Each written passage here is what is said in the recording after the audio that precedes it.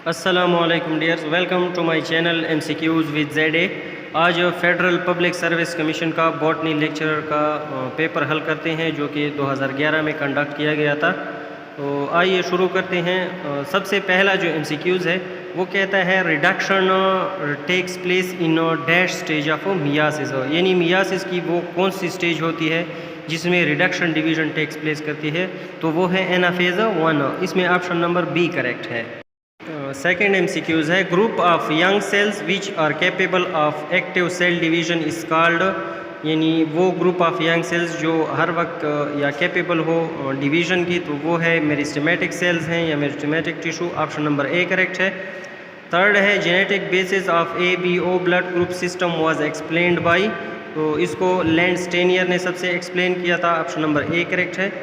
Next MCQs है allele for whiteness in Drosophila is, तो वो रिसेसिव है वाइटनेस के लिए। ऑप्शन नंबर ए इसमें करेक्ट है। जबकि रेड के लिए जो डोमिनेंट रेड के लिए जो है वो डोमिनेंट है, तो इसमें ऑप्शन नंबर ए सही है। 5 है major unit of ecology is, तो वो इकोसिस्टम है। ये MCQ जो है PPSC में भी रिपीट हुआ था, उसमें इस तरह आया था कि मेजर यूनिट ऑफ इकोसिस्टम, तो मेजर यूनिट ऑफ इकोसिस्टम जो है वो है एक इंडिविजुअल या वो एक ऑर्गेनिज्म है, जबकि इकोलॉजी का जो मेजर यूनिट है वो है इकोसिस्टम। नेक्स्ट जो MCQs है primary succession that starts on dry soil और रॉक इज कॉल्ड, तो इसको कहते हैं डेरोजियर। ऑप्शन नंबर ए करेक्ट है इसमें। नेक्स्ट MCQs है the way glucose is metabolised oxidised depends on the availability of, तो वो ऑक्सीजन पे की अवेलेबिलिटी पे डिपेंड करती है। ऑप्शन नंबर बी करेक्ट है। The absorbing peak of chlorophyll is, तो क्लोरोफिल की एब्जॉर्बिंग पीक जो है वो है 670। ऑप्शन नंबर बी करेक्ट है इसमें।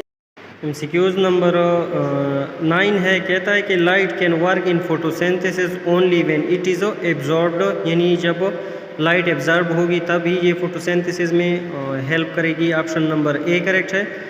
नेक्स्ट है सेलुलर रेस्पिरेशन कंसिस्ट ऑफ, तो सेलुलर रेस्पिरेशन में ग्लाइकोलिसिस होती है, क्रेब्स साइकिल भी होता है और रेस्पिरेटरी चेन, यानी ऑल ऑफ दीज करेक्ट है। ऑप्शन नंबर सी है इसमें।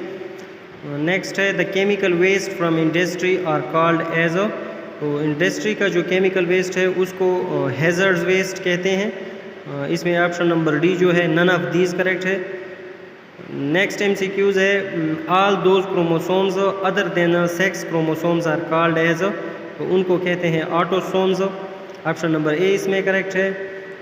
Actual place location where an organism live is called as habitat, यानी जो नेचुरल प्लेस होती है, एक्चुअल प्लेस होती है किसी भी ऑर्गेनिज्म की, इंडिविजुअल की, उसको हैबिटाट कहते हैं।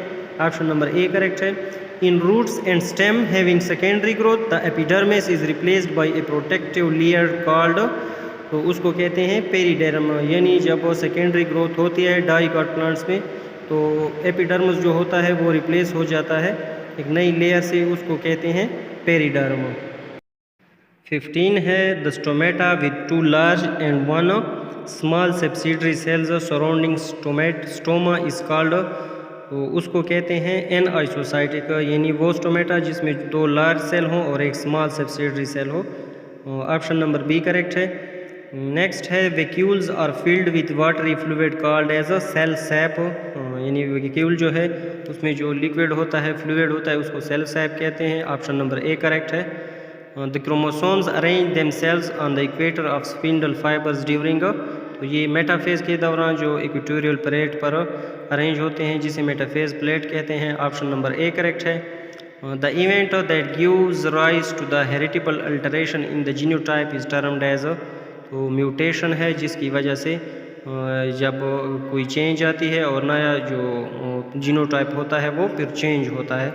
ऑप्शन नंबर सी करेक्ट है। The sequence of genes along the DNA strand is called as, तो इसको कहते हैं जेनेटिक कोड।